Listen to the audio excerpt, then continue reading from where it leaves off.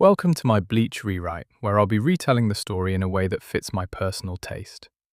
Before we begin, here are some ground rules. I won't be making any radical changes to the main story, and most of the lore will remain the same, so will the overall story structure. Since I don't want this rewrite to last forever, I won't spend much time writing dialogue.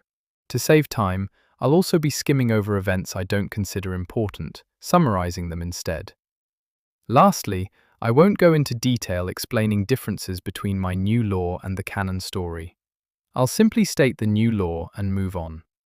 That being said, let's begin. A hollow is on its way to attack Ichigo at his home. Rukia shows up to fight it and is shocked when she realizes Ichigo can see her. She explains who she is and why she's in his room before intercepting the hollow on the street to stop it from attacking Ichigo's house. During the battle, she realizes too late that this isn't an ordinary hollow and is defeated. Just when she thinks it's over, Ichigo saves her. Using his Soul Reaper powers, he defeats the hollow with ease.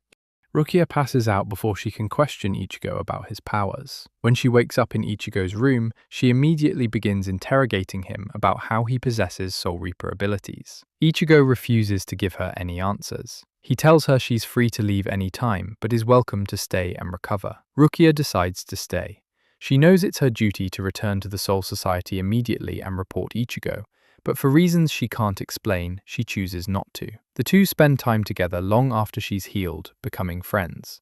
Eventually, Rukia's questions about Ichigo's strength and the source of his powers fade away. Later, Uryu causes trouble by luring a large number of hollows so he can destroy them, but he ends up summoning more than he can handle. Ichigo and Rukia jump in to help. The overwhelming hollow presence awakens latent powers in both Chad and Orihime. Uryu and Ichigo have known each other all their lives. They've never gotten along, but they still care about each other. After the group deals with the hollows, Ichigo introduces everyone to Rukia. Uryu doesn't like her, and she doesn't like him, but Orihime, Chad, and Rukia quickly become close friends. Sometime later, Byakuya and Renji arrive. They arrest Rukia on charges of treason, accusing her of collaborating with rogue Soul Reaper elements plotting to overthrow the Soul Society. Ichigo's presence and power only make Rukia's case worse. When Renji moves to take Rukia into custody, she doesn't resist, but Ichigo intervenes. At first, Renji underestimates Ichigo, but it doesn't take long for him to realize the fight is serious. Before Renji can release his Shikai, Byakuya steps in. He wants the arrest handled quickly, and isn't confident Renji could defeat Ichigo, even with his Shikai released. As Ichigo and Byakuya clash, Byakuya quickly confirms his suspicion that Ichigo could have beaten Renji. Renji realizes the same thing as he watches their battle unfold. Byakuya commends Ichigo's strength and acknowledges how well he's keeping up, but warns that he doesn't have time to waste. He releases his Shikai, and a million blades strike at Ichigo. Ichigo fights back using Getsuga Tensho, shocking Byakuya.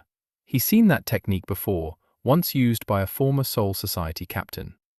The pieces start to fall into place regarding Ichigo's true identity. Byakuya snaps out of his brief shock just in time to dodge Ichigo's counterattack. He goes on to defeat Ichigo, then grabs Rukia and prepares to leave. Renji moves to retrieve Ichigo's unconscious body, but Byakuya stops him. He knows he should take Ichigo as evidence, especially since Rukia is accused of conspiring with rogue Soul Reapers, but he doesn't. This quiet act of disobedience is his small rebellion against the Soul Society to protect his sister. Byakuya, Renji, and Rukia leave together. That's where I'll leave it for this video. I know things are moving quickly and it might feel a bit abrupt, but if I went into all the details, it would take forever to get through. I realize the changes seem small right now, but I promise they'll have a bigger payoff later. If you have any questions, feel free to ask. Thank you for watching, and I'll see you next time.